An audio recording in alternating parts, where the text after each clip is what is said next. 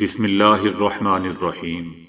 السلام علیکم دوستو، دنیا بھر کی خبروں میں آج آپ سنیں گے، لیکن اس سے پہلے اگر ہو سکے تو لائک اور سبسکرائب کا بٹن ضرور دبا لیں۔ شکریہ۔ عالمی برادری پاکستان کی مدد کرے، پوپ فرانسس۔ اقتدار کے لیے عراق میں لڑائیاں، 23 افراد مارے گئے، ملک میں کرفیو نافذ۔ منافع خور مافیا نے سبزیوں کی قیمتیں 100% تک بڑھا دی۔ انڈیا میں باجماعت نماز ادا کرنے پر 26 افراد کے خلاف مقدمہ۔ عمران خان کی ٹیلی تھون مہم میں ایک لمحے میں 5.5 ارب سے زائد رقم جمع۔ یوکرین کی روس کی دفاعی لائن توڑنے کا دعویٰ۔ گھر کی تلاشی پر سابق صدر ٹرمپ کو فائدہ ہو سکتا ہے۔ جو کال لیک ہوئی وہی ہماری پبلک پوزیشن ہے، تحریک انصاف۔ رات کی اچھی نیند فالج کے امکانات کو کم کرتی ہے، تحقیق۔ افغانستان قحط کے دہانے پر پہنچ گیا، اقوام متحدہ کی وارننگ۔ تو آئیے چلتے ہیں اب خبروں کی تفصیل کی جانب۔ کیتھولک مسیحیوں کے مذہبی پیشوا پوپ فرانسس نے عالمی برادری سے سیلاب زدہ پاکستان کے لیے امداد کی اپیل کر دی ہے۔ پوپ فرانسس نے کہا کہ سیلاب کے بے شمار متاثرین، زخمیوں اور بے گھر افراد کے لیے ہم سب دعا گو ہیں۔ پوپ فرانسس کا کہنا تھا کہ عالمی برادری یکجہتی کا مظاہرہ کرتے ہوئے پاکستانی سیلاب متاثرین کی مدد کرے۔ دوسری طرف ملک بھر میں سیلاب کی تباہ کاریاں جاری ہیں۔ گزشتہ 24 گھنٹوں کے دوران 75 افراد جان کی بازی ہار گئے، جس کے بعد مرنے والوں کی مجموعی تعداد 1136 تک پہنچ گئی۔ اعداد و شمار کے مطابق سیلابی ریلوں میں پھنسے اور مختلف علاقوں سے ریسکیو کیے گئے افراد کی تعداد 51,275 ہو چکی ہے، جس میں سے 1,634 افراد زخمی بھی ہیں۔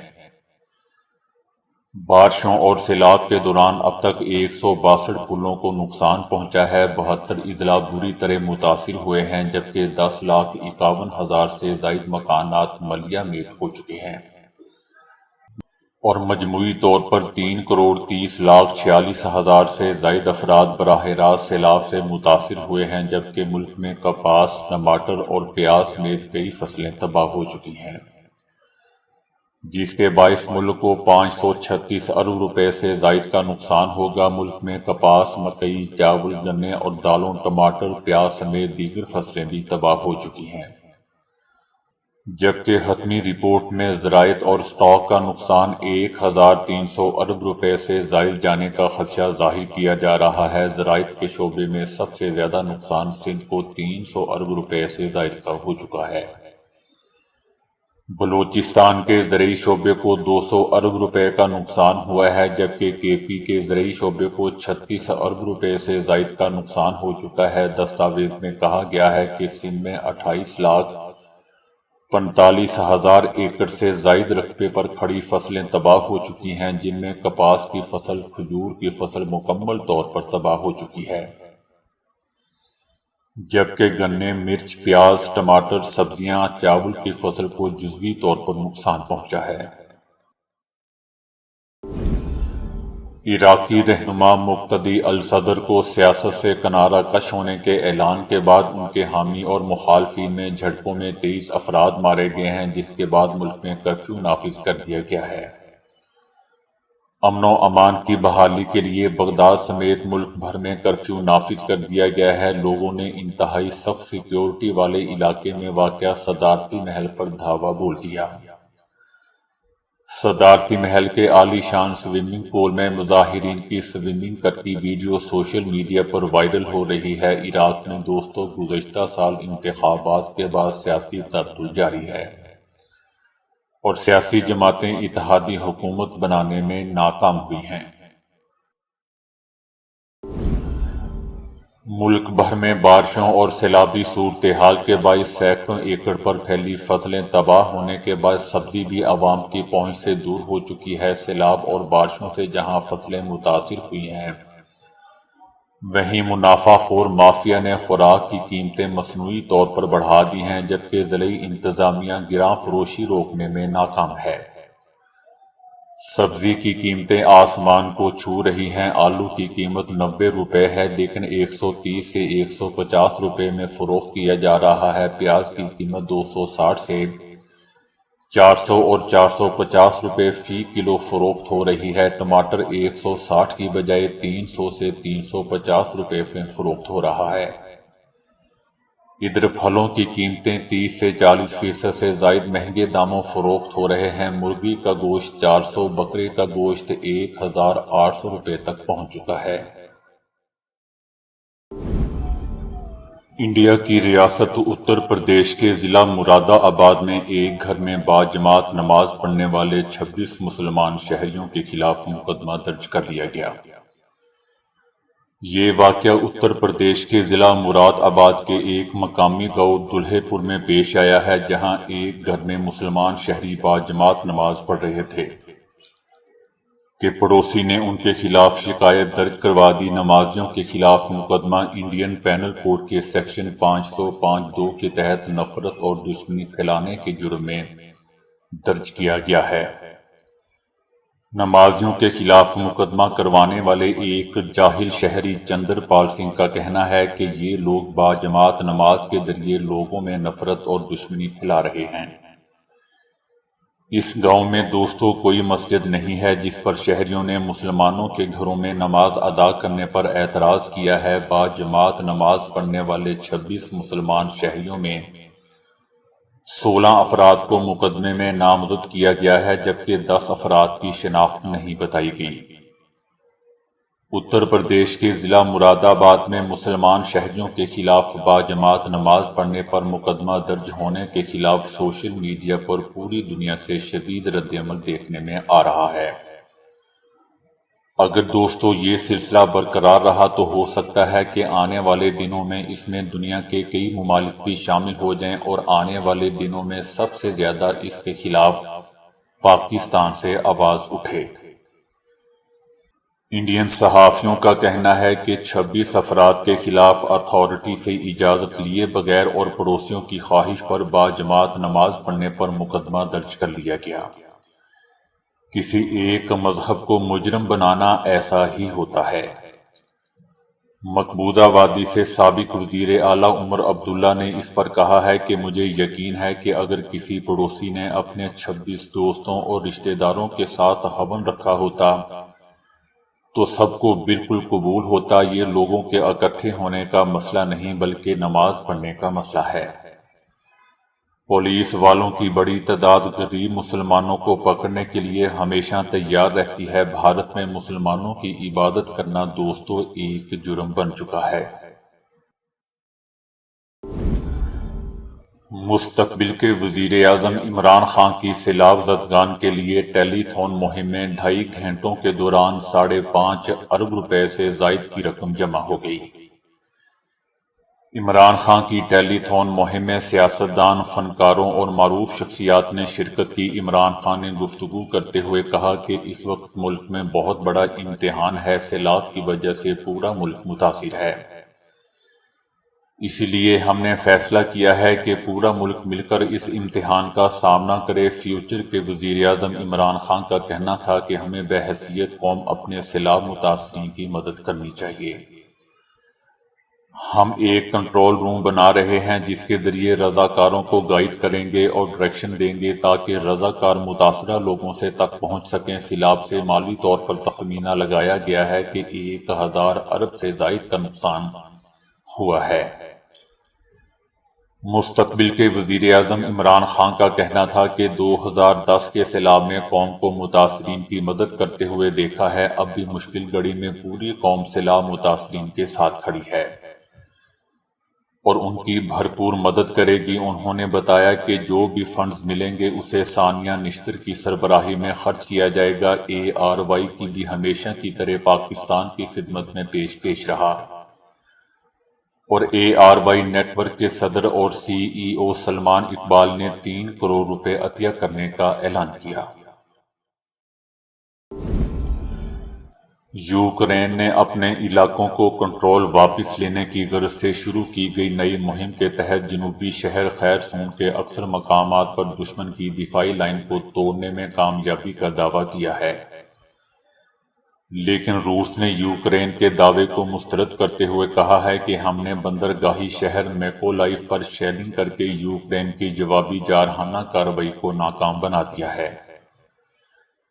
یوکرین کا کہنا ہے کہ یوکرینی فوج نے روسی دفاعی لائن کو چند گھنٹوں میں توڑ ڈالا ہے۔ یوکرینی فوج کی جانب سے روسی کشتیوں پر شیلنگ کا سلسلہ کچھ وقت سے جاری ہے، جو یوکرین کے مقبوضہ علاقوں میں موجود روسی فوجوں کے لیے سامان کی سپلائی کا ذریعہ ہے، جبکہ روس کا کہنا ہے کہ یوکرین کی جارحانہ کارروائی کی کوشش بری طرح ناکام ہوئی ہے۔ دوستو، روس کا یوکرین پر حملہ سن 1945 کے بعد سے کسی بھی یورپی ریاست پر ہونے والا سب سے بڑا حملہ سمجھا جاتا ہے۔ فیڈرل پروسیکیوٹرز نے امریکی عدالت کو بتایا ہے کہ محکمہ انصاف کی جانب سے سابق صدر ٹرمپ کے گھر کی تلاشی اور وہاں سے محدود تعداد میں دستاویزات کی برآمدی کے بعد معاملہ ممکنہ طور پر کلائنٹ کے استحقاق کے زمرے میں آ سکتا ہے۔ اس سے سابق صدر ٹرمپ کی قانونی ٹیم کی طرف سے دی گئی اس درخواست کو تقویت مل سکتی ہے، جس میں ضبط کی گئی اشیاء کے استحقاق کا جائزہ لینے کے لیے اسپیشل ماسٹر مقرر کرنے کی درخواست کی گئی تھی۔ امریکی جج ایلین کینن نے ہفتے کے آخر میں ایک حکم جاری کیا تھا جس میں کہا گیا تھا کہ وہ ایک اسپیشل ماسٹر کی تقرری کے لیے مائل ہیں۔ انہوں نے احکامات جاری کیے تھے کہ محکمہ انصاف سابق صدر ٹرمپ کی درخواست کا جواب دے اور ان کے گھر سے ملنے والی مزید تفصیلات پر مشتمل مصدقہ فہرست جاری کرے، جبکہ دوسری طرف محکمہ انصاف نے کہا ہے کہ اس کی جانچ پڑتال کرنے والی ٹیم پہلے ہی اس کا جائزہ لے چکی ہے، جس سے یہ بات ظاہر ہوتی ہے کہ سابق صدر ٹرمپ کی اسپیشل ماسٹر مقرر کیے جانے کی درخواست تاخیر کا شکار ہو سکتی ہے۔ دوستو، اسپیشل ماسٹر ایک آزاد ثالث ہوتا ہے جس کو بسا اوقات عدالت کی جانب سے حساس کیسز سے متعلق اشیاء کا جائزہ لینے ذمہ داریاں دی جاتی ہیں۔ یہ اقدام اس لیے کیا جاتا ہے کہ اسپیشل ماسٹر اس بات کو یقینی بنائے کہ تفتیش کرنے والے لوگ اشیاء کو نامناسب انداز میں نہ دیکھیں۔ یاد رہے کہ آج کل سابق صدر ٹرمپ کو دور اقتدار اور اپنے کاروبار کے حوالے سے تحقیقات کا سامنا ہے۔ پاکستان تحریک انصاف نے کہا ہے کہ جب تک حکومت یہ نہیں بتائے گی کہ آئی ایم ایف کے ساتھ گیس اور بجلی سے متعلق کیا ڈیل ہوئی ہے، ہم اس حکومت کی مدد نہیں کریں گے۔ شوکت ترین کی جو کال لیک ہوئی ہے وہ ہماری پبلک پوزیشن ہے۔ کورونا کے دنوں میں عمران خان نے بھی آئی ایم ایف سے بات کی تھی۔ بات کرنے سے ڈیل ختم نہیں ہوتی۔ اگر اس پروگرام سے لوگوں کی کمر ہی توڑ دینی ہے تو ایسی شرائط ہم کیسے مان لیں؟ جب پیسے نہیں ہیں تو سرپلس کہاں سے دیں گے؟ ایک نئی تحقیق میں بتایا گیا ہے کہ پابندی کے ساتھ رات کی اچھی نیند فالج کے امکانات کو انتہائی کم کر دیتی ہے۔ فرانس میں کی جانے والی ایک تحقیق میں محققین نے 7 سے 8 گھنٹے کے دورانیے کی نیند کو بہترین نیند قرار دیتے ہوئے کہا ہے کہ بہترین نیند کے دوران سونے والا بمشکل ہی کروٹ لیتا ہے۔ تحقیق میں سائنسدانوں نے 50 سال سے زیادہ کی عمر کے 7,000 سے زائد افراد کی رات کی عادات کی نگرانی کی تاکہ ان دونوں چیزوں کے درمیان تعلق دریافت کیا جا سکے۔ 10 سال تک جاری رہنے والی تحقیق میں بتایا گیا کہ جو لوگ رات کو بہترین نیند لیتے تھے ان کو فالج لاحق ہونے کے امکانات 75% کم تھے۔ ماہرین کا اب کہنا ہے کہ اگر کوئی اچھی نیند لے تو فالج اور یہاں تک کہ امراض قلب کے اکثریتی کیسز سے بچا جا سکتا ہے۔ فرنچ نیشنل انسٹی ٹیوٹ of health and medical research سے تعلق رکھنے والے تحقیق کے مصنف ڈاکٹر ابو بکری نے کہا کہ ہماری مصروف زندگیوں کے پیش نظر تواتر کے ساتھ بہتر نیند لینا مشکل ہے۔ شور اور نوکری کے دباؤ کو کم کر کے نیند میں بہتری لائی جا سکتی ہے۔ درجنوں مطالعات میں کم نیند کا دل کے مرض اور بلڈ پریشر سے تعلق بتایا جا چکا ہے۔ جو دل کے دوروں اور فالج کے خطرات کے امکانات میں اضافہ کرتا ہے۔ اقوام متحدہ نے خبردار کیا ہے کہ افغانستان قحط کے کنارے پہنچ گیا ہے اور اس کی 60 لاکھ آبادی انتہائی مفلسی کی حالت میں ہے، جبکہ موسم سرما کے دوران بدترین حالات پیدا ہو سکتے ہیں۔ موسم سرما گزارنے کے لیے افغانستان کے عوام کو 77 کروڑ ڈالر کی ضرورت ہے، اس لیے افغانستان کی فنڈنگ بحال کی جائے۔ اس وقت افغانستان کو کئی بحرانوں کا سامنا ہے، جن میں انسانی، معاشی، موسمیاتی، بھوک اور غربت جیسے مسائل شامل ہیں۔ تنازعات غربت کے علاوہ موسمیاتی تبدیلیوں نے طویل عرصے سے افغانستان کو مشکلات میں ڈالا ہوا ہے۔ تاہم اس وقت سب سے زیادہ معاملہ اس کی امداد کا ہے، جو 1 سال طالبان کی حکومت کے آنے کے بعد مغربی ممالک نے روک دی تھی۔ افغانستان کی آدھی سے زیادہ آبادی، جو 2 کروڑ 40 لاکھ سے زیادہ بنتی ہے، جو مدد کی شدید ضرورت ہے، جبکہ 1 کروڑ 90 لاکھ خوراک کی کمی کا شکار بھی ہیں۔ ان اعداد و شمار میں جلد ہی اضافہ ہو سکتا ہے، کیونکہ موسم سرما آنے والا ہے اور اس دوران ایندھن اور خوراک کی اشیاء کی قیمتوں میں مزید اضافہ ہو جائے گا، جبکہ وہ پہلے سے بھی کافی زیادہ ہیں۔ مشکلات کے باوجود اقوام متحدہ کی ایجنسیز اور شراکت دار NGOز نے مثالی کردار ادا کیا ہے اور 2 کروڑ 30 لاکھ لوگوں تک مدد کے لیے رسائی حاصل کی ہے۔ تقریباً 62 کروڑ ڈالر کی فوری ضرورت ہے، کیونکہ موسم سرما شروع ہونے والا ہے اور اس سے پہلے گھروں کی مرمت وغیرہ بہت ضروری ہے، اور گرم کپڑوں اور کمبلوں سمیت دوسری سامان کی فراہمی بھی ضروری ہے۔ اسی طرح ان علاقوں میں ابھی تک خوراک کا سامان پہنچانے کی بھی ضرورت ہے۔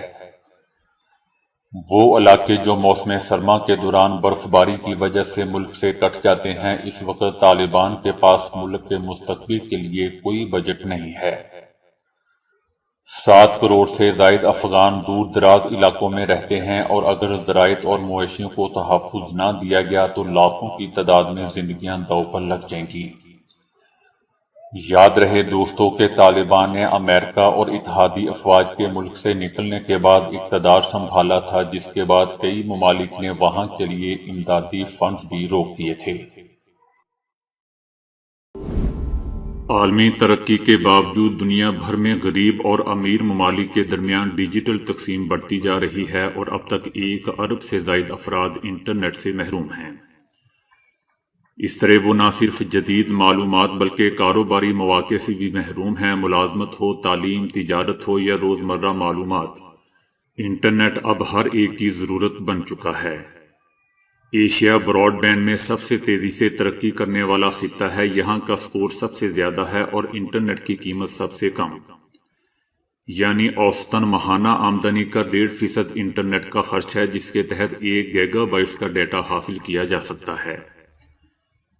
دوسری طرف سروے سے پتہ چلا ہے کہ 1 ارب افراد اب تک انٹرنیٹ سے محروم ہیں۔ تاہم اس صورتحال کو ختم کرنے کے لیے غریب ممالک میں 428 ارب ڈالر کے انفراسٹرکچر کی ضرورت ہے، ورنہ دنیا کے 1 ارب افراد انٹرنیٹ سے محروم رہ سکتے ہیں۔ دنیا میں مکڑیوں کی اکثر اقسام ایک طرح کے ہی جالے بناتی ہے، لیکن اب ایک مکڑی میں خاص کیفیت دریافت ہوئی ہے، جس میں وہ مختلف جگہوں پر مختلف انداز کے جالے بنتی ہیں۔ یہ مختلف جگہوں پر مختلف انداز میں اپنا گھر بناتی ہیں۔ زمین پر رہتے ہوئے یہ ایک سیدھے رسے کی طرح کا جال بناتی ہیں، جس کے کناروں کو قریبی پتوں اور شاخوں سے باندھ دیتی ہے۔ تالاب اور پانی میں یہ زمینی جالے کی طرح کا جالا بناتی ہیں، لیکن اس کے عمودی دھاگوں کو پانی کی سطح پر لا کر چھوڑ دیتی ہیں۔ اس نے وقت کے ساتھ ساتھ اپنے گھر بنانے کے گر بھی سیکھ لیے ہیں اور پانی، خشکی اور ہوا میں جالا بنانے کے نئے انداز اور طریقے ڈھونڈ نکالے ہیں۔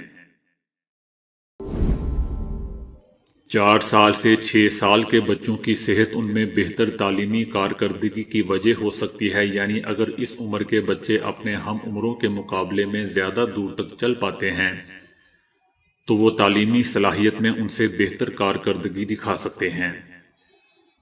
4 سے 6 برس تک کے بہت چھوٹے بچے بھی اگر چلنے اور دوڑنے والے ٹیسٹ میں بہتر کارکردگی دکھاتے ہیں تو اس کا مطلب یہ ہے کہ ان کے دماغ کا حجم بڑا ہے، جس میں نیورون اعصابی خلیات دیگر کے مقابلے میں زیادہ ربابت رکھتے ہیں۔ سائنسدانوں نے دنیا بھر کے والدین پر تشویش کا اظہار کیا ہے جو اپنے بچوں کو باہر نہیں نکالتے اور انہیں بھاگنے دوڑنے کا وقت نہیں دیتے۔ والدین نہیں جانتے کہ گھر پر ٹی وی اور ٹیبلٹ دکھا کر بچوں کو وہ کس جانب دھکیل رہے ہیں۔ اگر بہت چھوٹے بچے بھی ورزش سے دور ہیں تو یہ کوئی اچھی بات نہیں ہے۔ سائنس بتاتی ہے کہ سیکھنے اور جاننے کا عمل بچوں کی اوائل عمری میں ہی ہوتا ہے۔ اس مرحلے پر انہیں چلنے، دوڑنے اور سخت کھیل کا عادی بنایا جائے تو اس کے مثبت ذہنی اثرات پوری زندگی پر حاوی رہتے ہیں۔ ماہرین نے بچوں کے لیے 6 منٹ کا ایک تدریسی ٹیسٹ بنایا۔ جن بچوں میں ورزش اور دوڑنے کی عادت تھی انہوں نے ہر قسم کے ٹیسٹ میں بہتر کارکردگی دکھائی۔ تو دوستو ابھی کے لیے اتنا ہی۔ ویڈیو کو لائک اور شیئر کرنے کا بہت بہت شکریہ۔